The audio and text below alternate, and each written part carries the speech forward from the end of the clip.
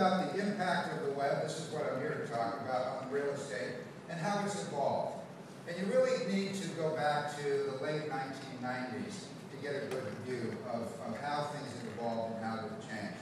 Back then, and I'm sure many of you were attending all of the real estate conferences that were out there, the Inman and NAR and RIS Media and Gathering of Eagles and all of the industry conferences. And what was going on then, as you may recall, is that all of the tech gurus were predicting that real estate practitioners and the people who support real estate practitioners, which is basically all of us in this room, were going to be disintermediated from the real estate transaction. How many of you remember that conversation? We're going to be disintermediated from the transaction. Home buyers and sellers were no longer going to need our services because they were going to find everything they needed to make an informed decision on the web, and in most cases that information would be free.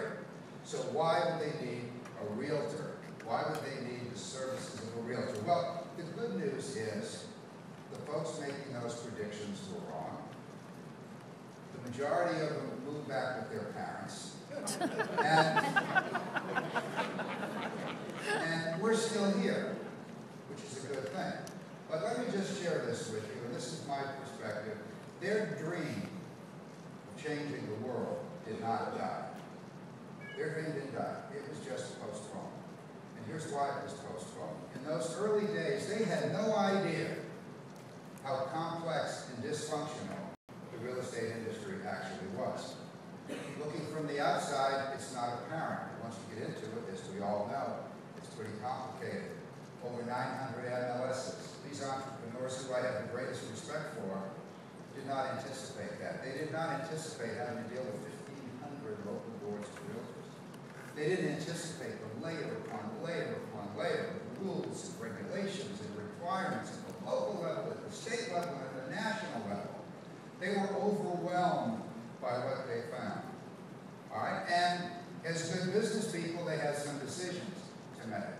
To stay in the business or get out of the business. Some of those early players, some of the ones that were most vocal about changing the world, they went out of business. The rest of the group, those that were making those predictions, sort of bifurcated their strategies. One group said, you know, rather than disintermediate these nice people, maybe a better strategy would be to help them with technology solutions and systems and tools to do their jobs better, be more effective at their work. All right, we're pretty good at this stuff. They don't seem to be. So maybe we can provide some help in that regard. So that was one group. All right, I'm not going to spend too much time on that because we really don't have that much time this morning. But I want to talk about this morning is the group that said, I think we can do a better job marketing these folks' listings. They seem to be having trouble on the web, adjusting to the web and what's going on the web. I think maybe we could help them do that better. So really what was born from all of this early conversation was online publishing. And that was the strategy for about half the people who were making those early on predictions. So where are we as it relates to online publishing today? What's happened to online publishing? Why did it get traction? All right, now here's why, in my view. Think back to the late 1990s, and I talked to hundreds of brokers and agents literally almost every week. And one of the things that was going on back then, the conversation was going on back then, was everyone seemed to have a common foe in all of this, and that was newspapers. All right, how many brokers? Those of you who are, how many of you are brokers in the room? All right, a large number of you. How many back in the 1990s were saying, the newspapers are holding me hostage? All right, I see hands going up. All right, you still feel that way, that's good. The newspapers are holding me hostage. All right, they keep raising the rates. And if I don't advertise, I'm going to lose business. Because if my competitor is running one page every week, I have to run 2 pages. And if somebody's running 2, I have to run 4. And as the newspaper is losing more business in their classified sections from other industries, they're raising our rates to offset it. Everyone felt like they were really being pressured to be in the newspaper. So along come the online publishers with a really good story. Hey, we'd like to market your properties online and do that for you. We think we can do a pretty good brokers would say, well, golly, that sounds good. How much is it? And they said the magic word. It's free. All right? So the broker thought, well, golly, free sounds really good, especially when they're being beaten up by the newspapers. So what did they do? They started distributing their listings to these online publishers, thinking this is a good thing. Now, those of us who kind of ask the obvious question, hey, how do we plan to make money? You know, how do we know you're going to be around for a while? And they said, well, not to worry, we've got that figured out. We're going to take your content, you're going to give this to us, we appreciate it, thank you very much. And we're going to sell advertising to other people. And that other people was a whole group of people who were interested in the home sale transactions. Companies like Lowe's and Home Depot, and the phone company, and all of the people, when people make buying decisions about a home, selling, whatever, that they need a lot of goods and services. So we're going to go out to those people and we're going to sell them advertising. Right? Remember that? That was the story. Okay? And that's what we were told, and that's what we were led to believe, and that's what happened. And that, from starting some pretty humble beginnings, we evolved to where we are today. And this is just a very, very small list of online publishers that are out there today in this space. Now, here's what's happened, and here's where, and I have my ear very, very close to the industry. I serve on a lot of NAR committees, and this is what I'm hearing.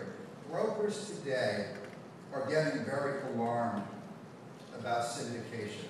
What has evolved is not only now am I sending listings to people, there are people who are syndicating my listings and doing it for me, which is a good thing. But then that information is showing up in places that I never dreamed of, that I even knew was happening. So that's part of the problem. Well, where are my listings going? And there are a lot of brokers today who feel like they've lost total control of where their content is, and that is disturbing them. They're also finding out that now it's really not free anymore. All right, these companies that started off presenting it as free now have come to the realization that yes, in fact, they need to make money. So how are they going to make money? They're now going back to the people who they originally had thought about disintermediating and said, hey, have we got a deal for you? So let's take a look at some of these deals out here. This is a Trillium website.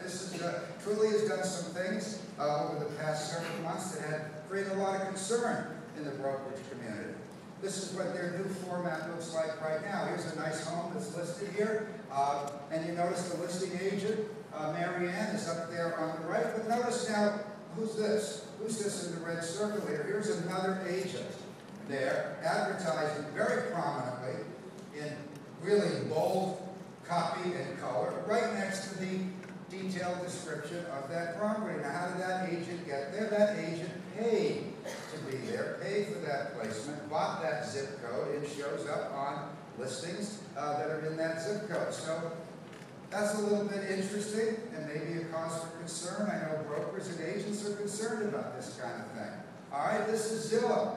This is the initial search results page of Zillow. This search was done just a couple of days ago. You'll notice I've got circled up on the top right-hand corner. Those are agents. Those are not the listing agents of those properties. Those are agents that are presenting themselves as buyer agents, promoting themselves at that initial search level. And on the bottom, you see a circle there. Zillow obviously is trying to promote that feature. So yes, you too as an agent can show up on these initial search results. Just have to pay a little bit of money to do that. All right, here's Zillow again. This is a property on Hunter Street in New York. And you notice Deborah, the listing agent, is prominently displayed there. I also thought it was interesting that Deborah had a 5-star rating. One person reviewed Deborah. One person. Now, I was wondering, could that have been Deborah's mom? Who is that one person? Did they even do business with Deborah? I don't know, but there's Deborah with her 1-star rating.